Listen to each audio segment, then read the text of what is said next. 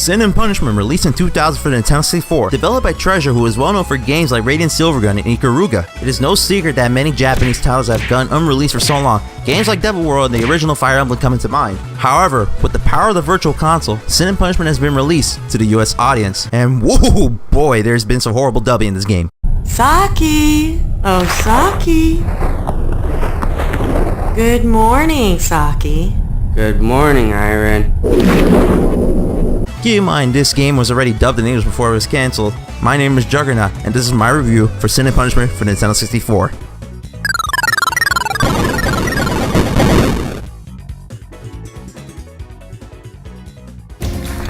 Achi! Achi! Hurry! Eva Sachi!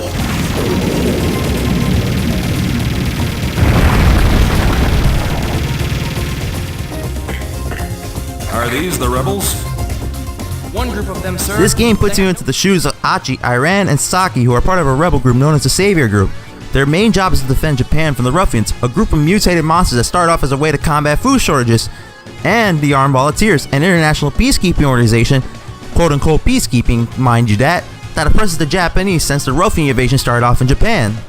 Now to skip things over a little bit because the story is already as confusing as possible, insert crazy fight that turns the Earth's ocean blood red, which is so not a reference to Evangelion. Main character becomes a berserk ruffian and fucks shit up. Iran takes over as the main character and destroys an entire fucking navy fleet. Forget this convoluted story. Just shoot everything that comes your way and survive. In all seriousness, this is one of those weird cases where the gameplay matters more than the story instead of a really good balance.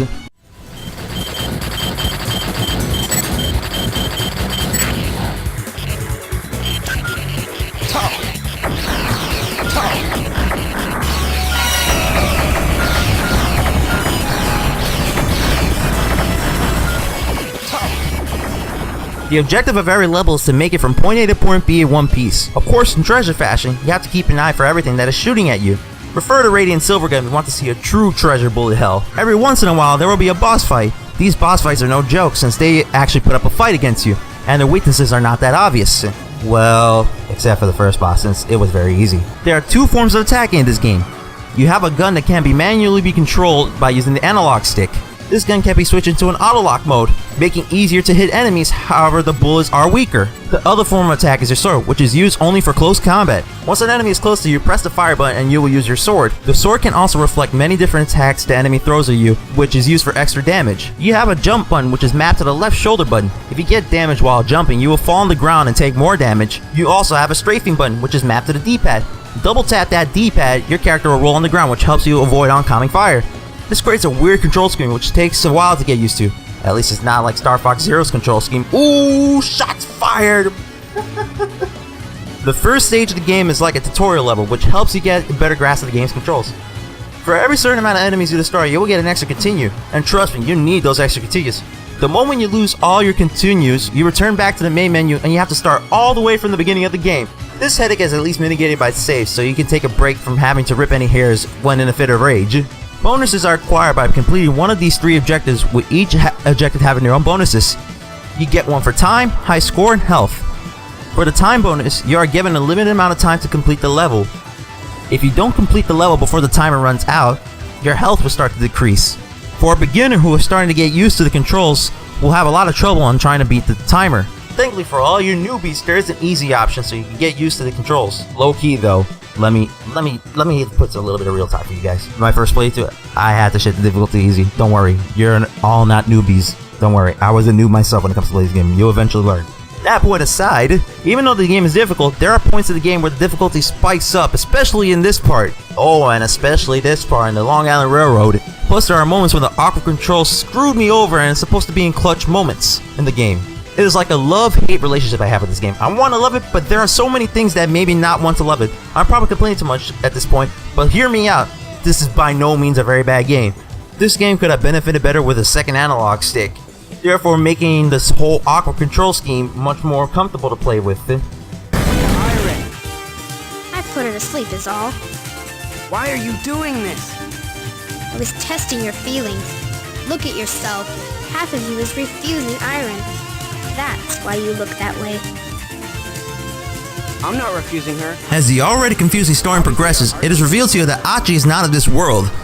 Trust me, the game does not really do a good job on explaining backstory, so please bear with me on explaining this stuff in the story. It turns out she orchestrated the entire war in the game in order to breed a super soldier. That super soldier is Saki, who is now half human and half ruffian since his battle with Kachua. Iran gets kidnapped by Achi, which forces Saki to go after her.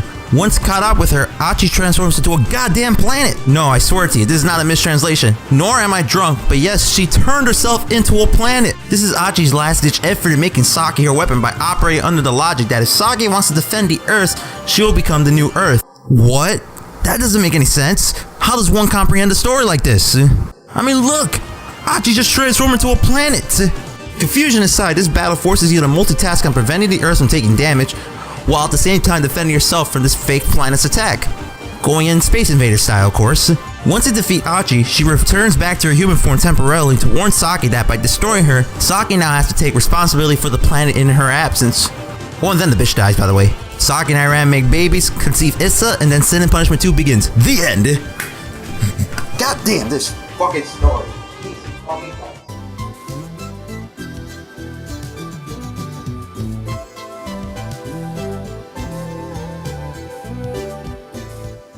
Overall, this game is average. Things that detracted me was the bad controls and the confusing storyline enough to make Metal Gear Solid cry in jealousy.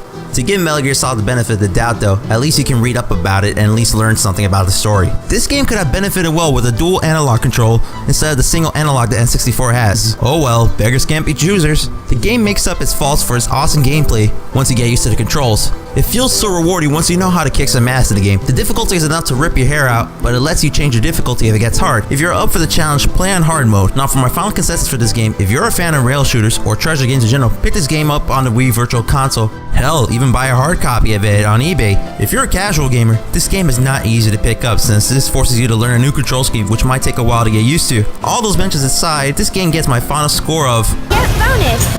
out of 10.